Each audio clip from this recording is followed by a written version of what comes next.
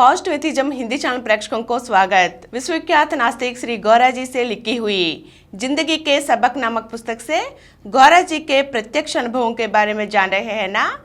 आज के अंक में गांधी जी ने तर्क को फायदेमंद कैसे बनाया, अब हम जानेंगे। हम बहस करके दूसरों का मुंह बंद कर सकते हैं, लेकिन उनको समझा नहीं सकते हैं। 1940 में गांधी जी ने प्रश्न किया कि हम नास्तिकों को कैसे बदल सकते हैं, तो उन्होंने सीधा जवाब दिया कि अगर ग्रंथ और तर्क ही नास्तिकों को बदलने में सक्षम है तो आज एक भी नास्तिक नहीं होता। भले ही पीढ़ियों से आस्तिकता की पुष्टि करते हुए करोड़ों ग्रंथ और तर्क बनकर होने पर भी दिन ब दिन नास्तिकों की संख्या बढ़ रही है।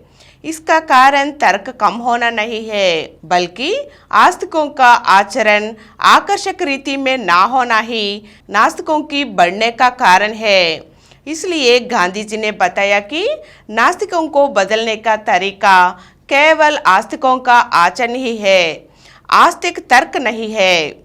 गांधी जी ने तर्कवाद को सामाजिक प्रयोजनों के साथ जोड़ने से तर्कवाद को नैतिक महत्व पैदा हुआ। इतना ही नहीं, बल्कि तर्क की वजह से जिन समस्याओं का हल नहीं होगा, उनको आचरण से करने पर आसानी से हल हो जाते हैं। गांधी जी अहिंसावादी थे। दक्षिण अफ्रीका में एक बहस आया कि क्या सत्याग्रही मांसाहारी हो सकते हैं, लेकिन गांधी जी को यह जटिल नहीं लगा। सत्याग्रह समस्या को खाने की नियम के साथ जोड़ना उन्हें असंगत लगा। सत्याग्रह उस समस्या से जुड़े सभी लोगों से संबंध रखता है, इसलिए उन्होंने स्पष्ट किया कि कोई भी लोग उसमें भाग ले सकते हैं। मांसाहारी के अलावा जो लोग चोरी के आरोप में जेल गए हैं, वे भी उसके साथ सत्याग्रही के रूप में रहे थे। जब तक वे सत्याग्रही के रूप में रहते हैं, तब तक सत्याग्रह पद्धति के नेक नियमों का पालन करना ही उसे चाहिए। इसे उन लोगों ने अच्छी तरह से पूरा किया। यह आचरण युक्त हेतुवाद है। 1944-1945 में देश में खासकर बंगाल में अकाल फैल गया। तब उनका सलाह हेतुवाद में सामाजिक उपयोगिता का प्रमाण है। सागर में बनी मछलियों को खाने के लिए कहा गया। बंगाल के चावल को दक्षिण प्रांत में भेजने के लिए बताए। उनका अहिंसावाद सैनिक नहीं था, यथार्थों को पहचानने वाला हेतुवाद है। इसी यथार्थ दृष्टिकोण से गांधी जी सेवाग्राम आश्रम में वैज्ञानिक प्रयोग के लिए मेंढक काटने और एक बछड़े को जीने के उम्मीद खोने के बाद एक इंजेक्शन देकर मारने के लिए राजी हो गए। गांधी जी को लगा कि जब देश में खाने की कमी होने पर पार्क देखकर मजा प्राप्त करना गलत है, इसलिए फूल के पौधों को निकालकर सब्जियों के पौधों को ही उगाए थे।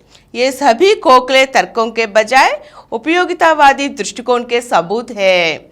कुटीर उद्योग और निधि पालन पद्धति आर्थिक और राजनीतिक क्षेत्रों में तर्कसंगत है। भारी उद्योगों के उत्पादन का लाभ पूंजीदार के अलावा लोगों को भी प्राप्त होना है, तो आर्थिक समाजवाद और राजनीतिक तानाशाही अनिवार्य है।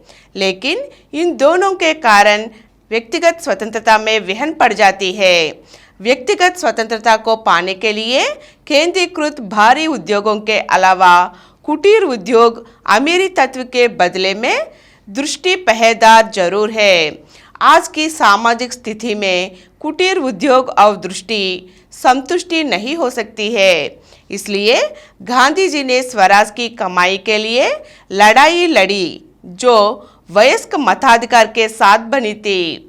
गांधी जी को उम्मीद थी कि अगर जनता के पास प्रतिनिधि, मंत्री और विधायक जन सेवा दृष्टिकोण से ठीक तरह से कानून बनाते हैं तो सभी लोगों को रोटी, कपड़ा, सुख शांति प्राप्त होंगे।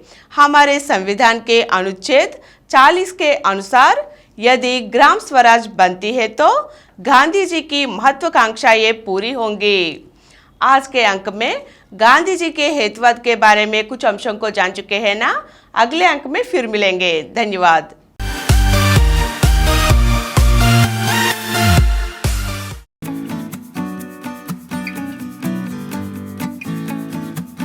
और कुछ वीडियो के लिए कृपया हमारे चैनल को सब्सक्राइब कीजिए और नीचे हुए घंटे के निशान पर दबाइए।